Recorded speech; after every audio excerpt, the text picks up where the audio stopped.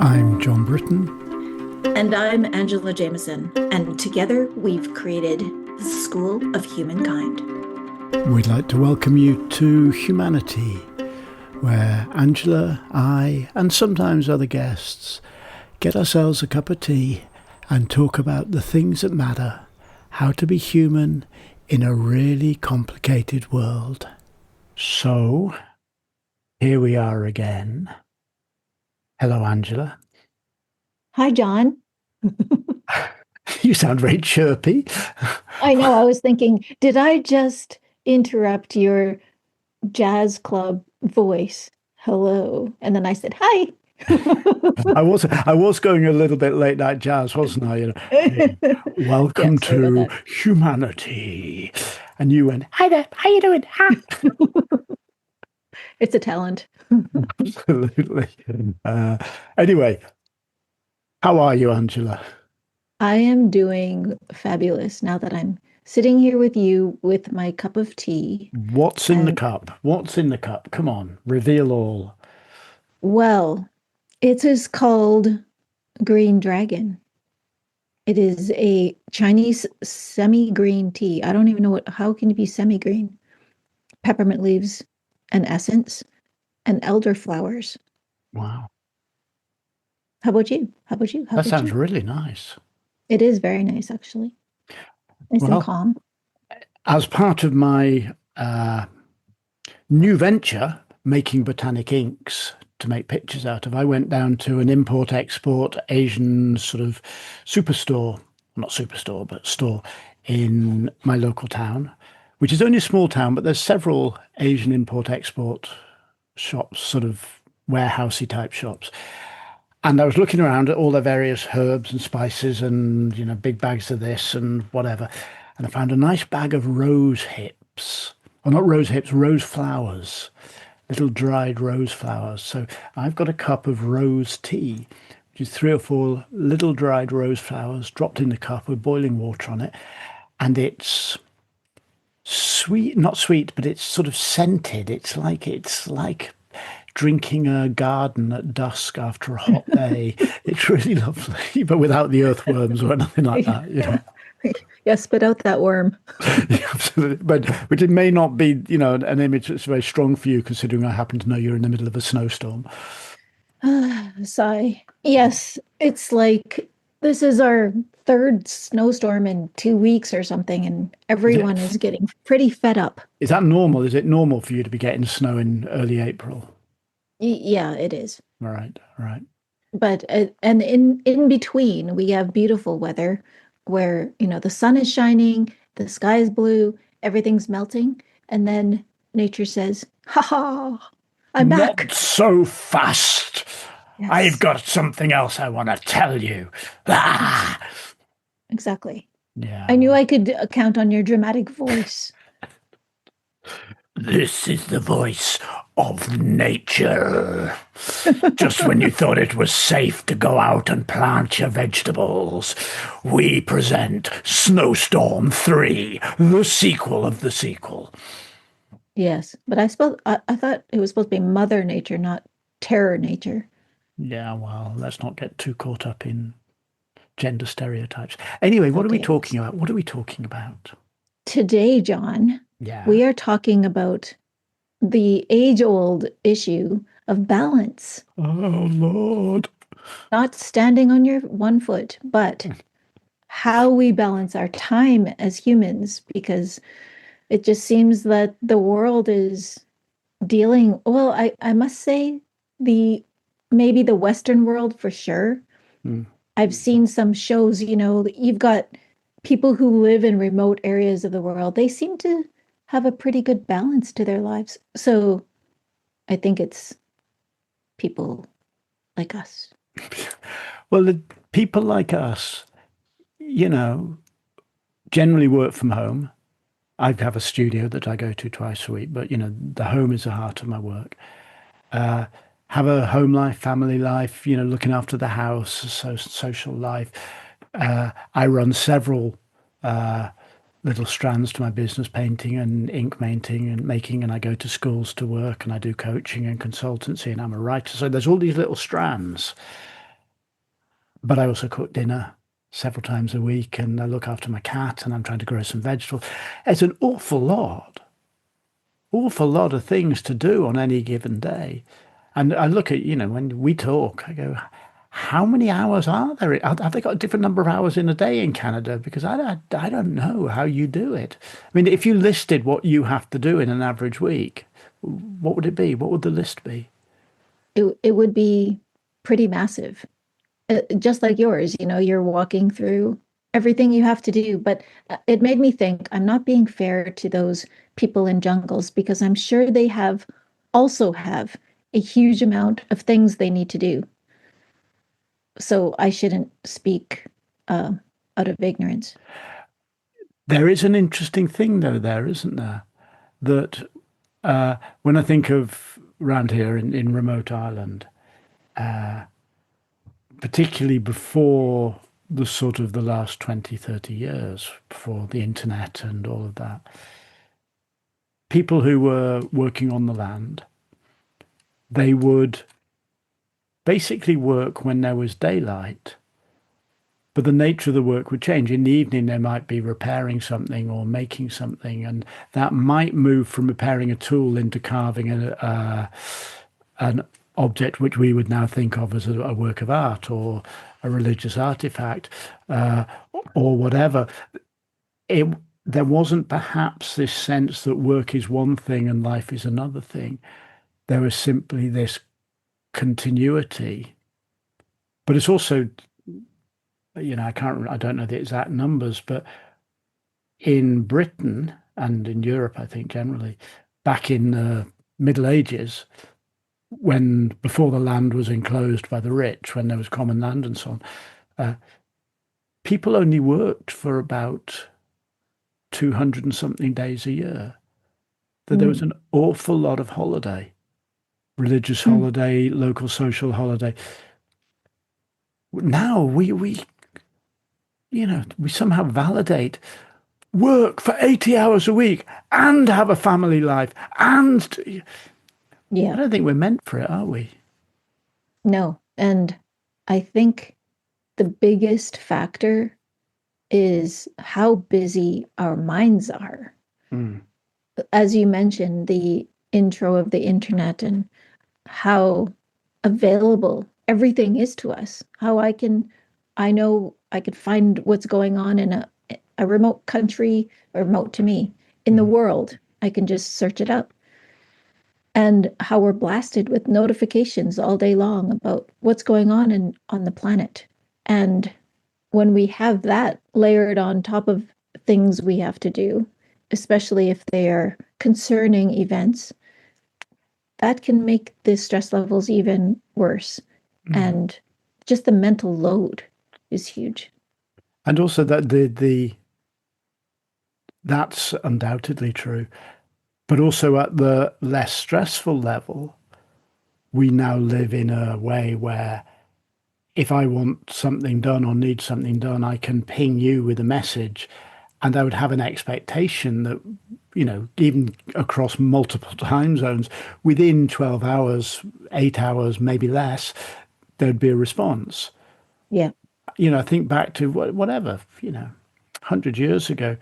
If I wanted something from somebody who lived in Canada, I would have to send them a letter. I wouldn't get Yes. a response for 3 months. So Yeah. you can't go, should we, what are we going to do for next Tuesday? You'd have to say, have you got any plans for June next year or Next whatever? year. And I think Yeah. that creates a much more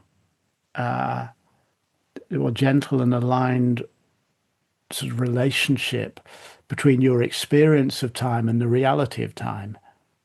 Because time does just sort of potter along. It doesn't really Yeah. things don't change very much very quickly, apart from very occasionally when something massive happens. But most of the time, stuff just potters along. Hmm.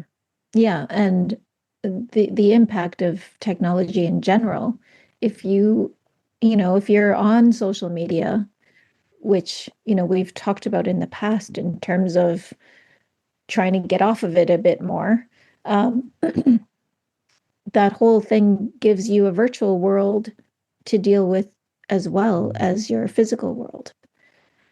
So, but once you learn different ways to manage all of these thoughts, that can give you better mental balance Mm. in your life.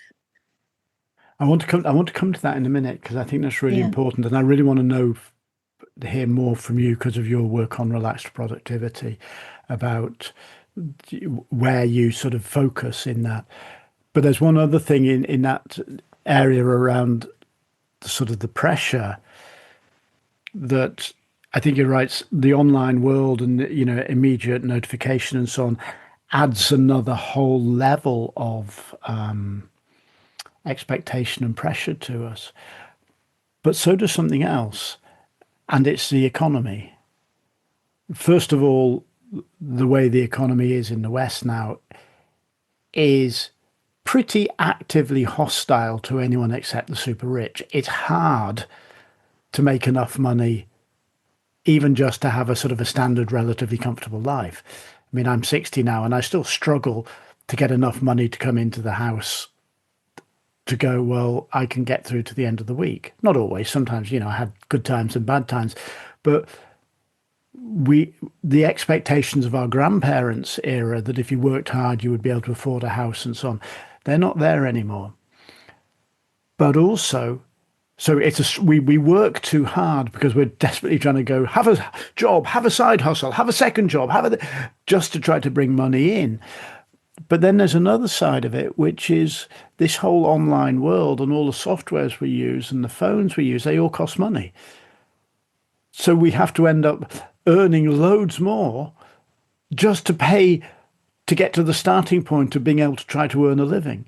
I can't even begin to earn a living until I've earned quite a lot of money to pay for all the bloody softwares and equipment and technology I need to start earning a living. So one of the questions for me, as I try to do less and less online, is how can how can I need less? How can I spend less? How can I go, well, I don't need to buy this software because if I buy this software, I'm going to have to raise a whole load of money to cover this software or this, this new computer or whatever. I don't actually need it. So I'm not going to have to earn that money. And so you can break the sort of the vicious cycle of, having to spend and then having to earn by going, well, I'll just not spend. There's still some stuff, of course, you have to spend technologically Yeah. as well as on life and so on. But I'm really enjoying going, part of getting away from technology is getting away from paying subscriptions and such like for things that I frankly don't really need. Well, there's, in the whole accounting world, there's always different factors you can deal with in terms of if you're not bringing in the revenue, then that you've got the expenses to hit, that you can reduce Mm. is what you're talking. And, my husband and I have just been going through that because he's like, how many TV subscriptions do we really need?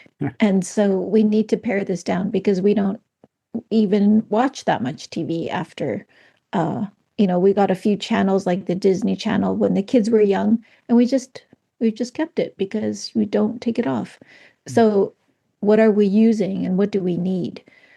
So yeah, definitely if the whole spending to earn in terms of a virtual world, you can also think of it as an incredible opportunity because never before have we had the chance to reach so many people Sure. in order to make a living. So, every business has startup costs. If a certain bit of software is essential to you, trying to get yourself out there in the world, then that's one of those costs that Mm. is an opportunity in terms of meeting new people, reaching new people. And that's kind of an exciting thing. Yeah, I'm sure. I think that's right. I think it is useful, particularly if you're in the process, as you and I have been, several times, of trying to set up and establish and grow a business, of not believing all the people who tell you that X, Y, or Z is essential. Because there's an awful lot Yeah. of people who are going to say, you simply must have this if you're going to grow your business. I remember paying a subscription for a year for a invoicing service. And it was kind of convenient because I sent an invoice, somebody clicked on it and paid it, but not worth the subscription. Right. Really, I didn't need it. Other things I don't need, but we're going to be continually told that you need it. And often, told in quite offensive ways. If you're serious about your business, you want Yeah, this. You don't for want to sure. look like you're some kind of amateur. You need, and that's playing on all our fears and so on. And I think it's really useful for people like us who are working from home and trying to find some kind of balance in our lives to go, I don't need this. You want me to think I need it. I'm going to decide what I need, not you. And I'm only going to spend money on what I've decided I need, not fall into the trap of being sort of hustled or harried or, you know, shamed into buying things that, I really don't need. Yeah. It's because then you're in a trap. I'm already 5,000 down on this business. I've got to work even harder to get that 5,000 back because Yeah. I'm setting up an ink business. It's going to cost me €300 to set up. And, that's manageable. Hmm. But if I set it up by going, but I also need a website specifically for the ink business and I need this and this, it's going to cost me €3,000. And that's an awful lot of ink to sell. So, but one of the things I've learned about finding balance is realizing that you don't have to buy stuff just because people are telling you you should buy it. Yeah. And if you strip that back one more layer, is the way we find balance is to sit back, take some time out to create that vision of what do we actually want to spend our time on? Mm, And so what do we need in order to make our vision of success a reality? And then you won't get tempted by all of these side things that you come across when you're on social media is like, you mm, need this, or do you need an extra thousand? You know, that's all of that kind of marketing talk. You're easily sucked in when mm, you don't have a plan and you don't have a vision. But when you can set some time apart to actually figure all this out, the way forward becomes a lot clearer. mm, Your response to these fly by night things, people trying to get $30 out of a million people and then mm, drop off the face of the earth, that's all of that is less attractive to you because it doesn't fit into your vision of what you want to create. And I think we need to spend more time as individuals to really create this vision. In relaxed productivity, I don't like talking about boundaries because then you're thinking about what you're holding out instead of what you're going toward. mm, So that's why we set a lot of time um, setting our annual vision. What do you want to actually accomplish this year? And then break it into the quarter, but focus on what are the critical parts. What do you need to be successful? And then focusing on getting those parts. So that's so you don't even if something doesn't fit into that vision, it's an immediate no. And then you're relieved of the mental load. But if something does, if something contributes to that success you're going for, then it's an immediate yes. It makes things way easier when you can actually take the time to create the vision. And then you don't worry about setting boundaries for this and that because it automatically happens. mm, mm. Where does that translate in the relaxed productivity work? Where does that translate into, again, people like us who are working out of home with families and home responsibilities and trying to have a life and all of those things? Where does that, how does that fit into that sense of trying to find a balance through the week? Well, we all have way too much to do, and it's the whole focus of presence, which you are a master of. One of my sayings this year is be where your feet are. Mm, So that you plan this overall thing of success, but wherever you are in the day, be there fully. And, I'm thinking now of your anxiety course where you talk about not just, don't let the thoughts of the future or the past affect this moment. Mm. And when you're fully in the now, when you're fully where your feet are, and that being when you're with your family, be with your family. When you're at work, be at work. That not only is an amazing accelerator of productivity, but it also calms your mind. Yeah. And when you've set your vision, then you know you're actually working on the right stuff.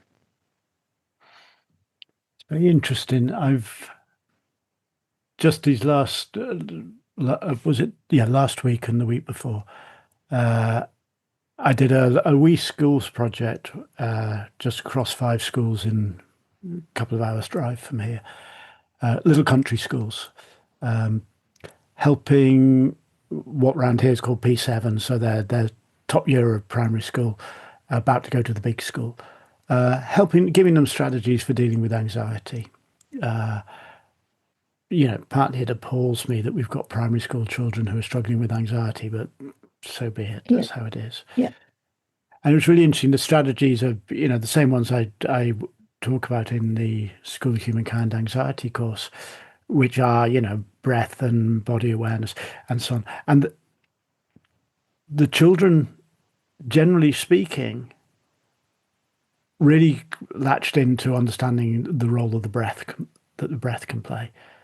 mm, Really latched in easily to understanding that if they do certain things with their bodies, they're going to feel better, and that they can use their bodies to alter their mood. They really latched into the notion of connectedness. mm, How when you're anxious, reaching out and I just talk in that context. I talk about friendship or having a conversation or whatever, that sort of thing. But the one that they found most challenging, because I think it's probably as children they know about their bodies, they all of that stuff, they yeah, experience them, they live in them. But the one that was most challenging for them was the idea that you can choose what to focus your thoughts on. And if mm, thoughts are not helpful, you can, it's not easy, but you can go, I choose not to think those thoughts. yes, Either I will think other thoughts or I will think nothing. In my painting workshops, when I'm training people to work with ink, I call it the art of calm.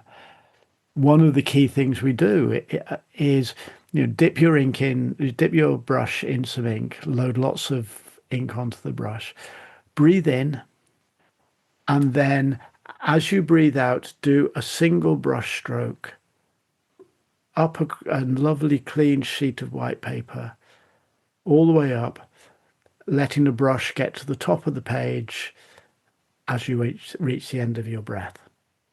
mm, But basically, just coordinate breath and the lovely flow of ink on paper. It's a beautiful feeling and all of that. yes, yes, And people literally go, wow, mm, I feel amazing.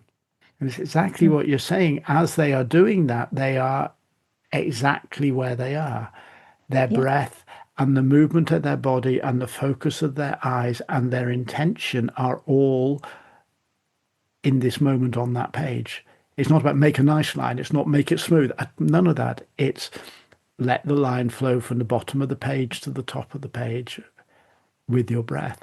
And that focusing in to, I love your phrase, be where your feet are. Is that your phrase? Be where your feet are? yes, Yeah. yeah, I love that. It's so clear that when you do that, you're in balance, mhm, because everything is where it needs to be. Everything is where it is. And the things that are looking overwhelming, you go, well, yeah, I'll deal with those a little later. I'm doing this now. yeah. Right now, I'm with my family or I'm whatever. And it contributes as well to the whole adage of you can have it all. And it's normally placed on women because, Mhm. and historically they've had a larger role in the home and everything. So when you layer on work, it's big. But you can have it all because you decide what all is. Mm. And it's not a comparative all, like what you want what that person has, you want what that person has. No, What do you want? What do you want in your life that you are proud of at the end of the day? And when you decide what all is for you and you be where your feet are, wherever that moment demands of you, baby, you can have it all. And that's very close to, or presumably emerges from what you were talking about setting your intention, because your intention is, at least in part, the definition of what the all is. All I want from my work is this. This is my intention. So Yeah, I'm not going to bother with this and this and this because that's not part of my all. My all is my intention. yeah. And your all can change. Yeah, see, this is I think the point I was bubbling up as you were talking, that sometimes people talk about balance, work-life balance, whatever, they talk about it or conceive of it as a static thing. On Mondays, I'll do this. Tuesdays, Wednesdays, doing this. I'm doing 4 hours a week on this and whatever. And I feel that that generally creates, sometimes it's useful to have that structure, but I think it generally creates a potentially quite destructive pressure that I think balance is dynamic. If Mm, I've worked training and directing circus performances periodically during my life, and I've worked in physical performance a lot. If you're balancing on somebody's shoulder, you are not locked into stillness. You are right. constantly making, Ooh, I muscles like relaxed, that. constantly making dynamic micro adjustments to what's happening, and sometimes major adjustments, including if the person below you uh, suddenly loses strength. You're going to, fall to the floor. And as you fall to the floor, you're going to, do what is necessary to protect your body so it doesn't hurt and so on. Yeah. Balance is a dynamic thing. So, okay, this week I simply need to do rather more of this because there's a pressure on me. But that doesn't mean I'm failing. It just means that things are a little bit more of this. And next Yeah, week, like I know we often talk on Mondays, and it's not Monday today because you were away at a volleyball tournament. Uh, it's not a problem. It's a nature. We'll still talk. We'll find the time to do it. But it was Easter, and there's family obligations and all of this stuff that as we seek balance, it's not seeking rigidity. It's going, am I shifting things around? A bit more of this week, bit less of that this week, a bit more of this. I need to prioritize that. I'll just leave that to one side for a little bit, and so on and so forth. And in the end, two things. One, does the balance feel right? mhm. Or do I feel like I'm ignoring one of the elements that's important to me? And secondly, am I achieving my intention? If I sort of go, well, it all feels right, but I haven't done anything on my ink business or I haven't written anything for, 6 weeks, then that's quite useful information. Maybe I don't want to be a writer anymore, whatever. Yeah, So for sure. that And sense like of you not mentioned, not forcing yourself into some kind of right, checklist. but also realizing and respecting that everyone else's intentions can be different Mm, and everyone else's values are different. If I was thinking initially when you were talking is like you don't want to be so rigid that say a friend from a couple decades ago calls you up and says, "Hey, I'm in town. Would you like to have some coffee?" And then you say, "No, I've got the schedule. I can't meet with you." You know, that's missing one of those human mm, important bits of connection. mm, Are you willing to do that? And so that made that scenario run through my head. But then also, I was thinking of my own father, who was extremely rigid with his exercise schedule. So he was very consistent with swimming. And there was, open lane swimming at lunchtime, and he always went, almost without fail. So when I was living overseas and I would come back for a visit. And I remember one time my flight left around noon.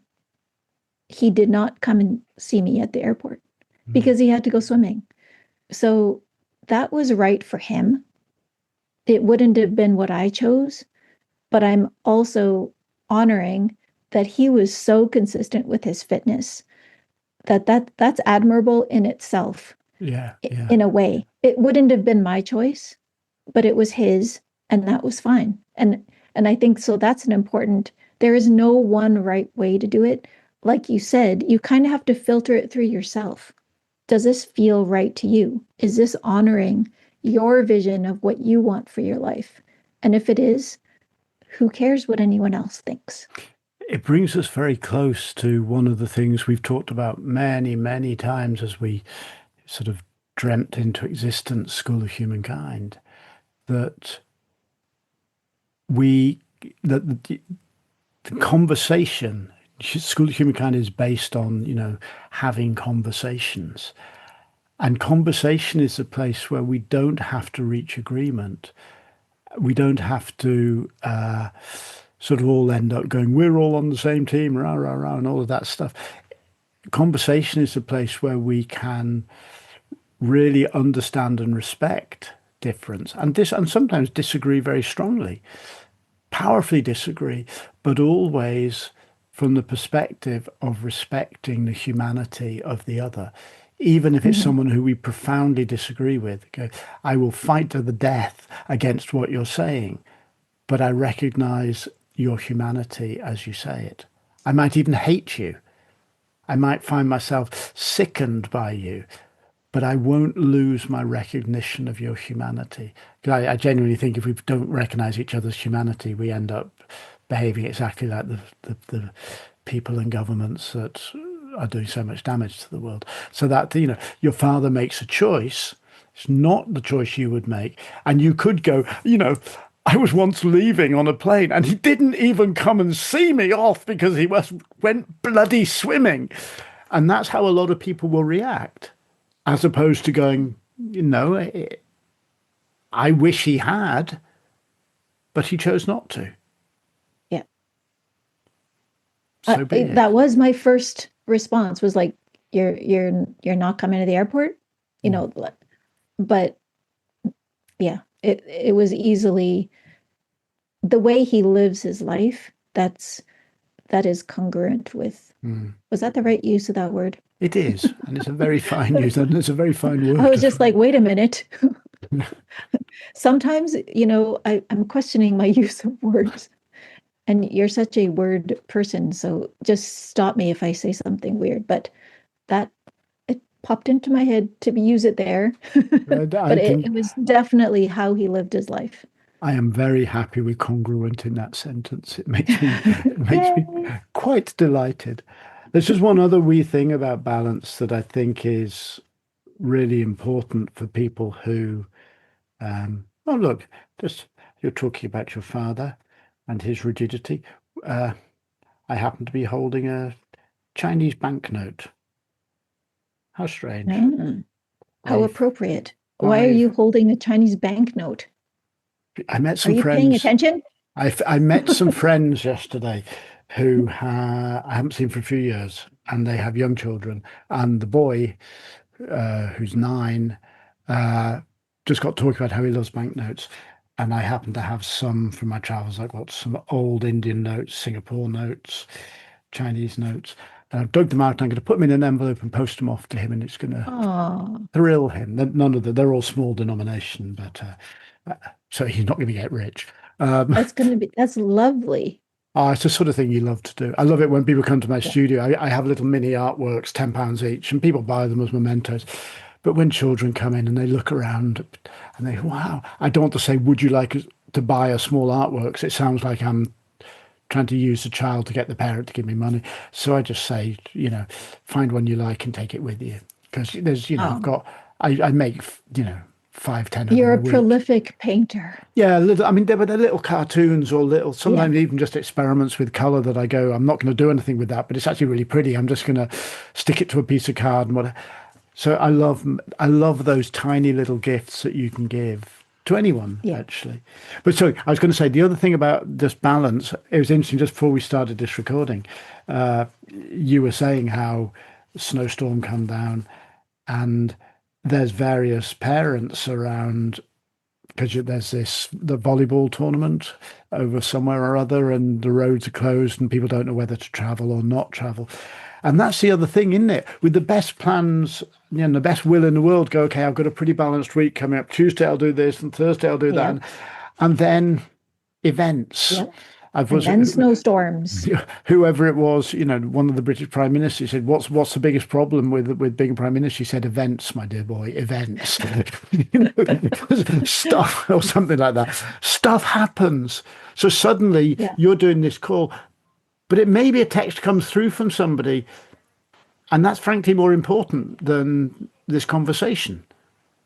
So balance is also just like standing on somebody's shoulders, going, if there's a wobble, I will respond, Yep. rather than go, well, sorry, I don't care that you're driving out through a snowstorm. I'm recording a podcast, don't you know? And I always do that on Thursdays or Tuesdays or whatever. So working from home, especially doing the sort of things we do, is a constant negotiation with events. Yes. Yes, absolutely. And it's staying true to your vision, yet being flexible enough to accept the surprises and delights that the world gives you, Whether you want them or not. whether you want them or not. Hey, my teacup is empty. That means, Mine's close. yeah, well, I suspect we have completed our cup of tea. And so maybe we should wrap this up. And I will go on and Sounds do good. what I need to do, which is cook the evening meal. And you will stare out of the window and go, where's spring gone? Yes, I think most of Canada is done with winter. It's like, I we're bet. done. Yeah. Carry on, spring. But then someone told me, your other season seems to be burning, so maybe this is fine. I was like, oh, that is a very valid Fair point. observation. So, Could we have a yeah, couple of days of heating up towards burning and then a bit of rain just before it comes? yes. But anyway, thanks for the conversation, John. As always, let's talk again soon. Sounds good. Bye for now. Bye. Thank you very much for listening. If you'd like to know more about School of Humankind, please visit our website at www.schoolofhumankind.com, or you can drop us an email on hello@schoolofhumankind.com. Take care out there.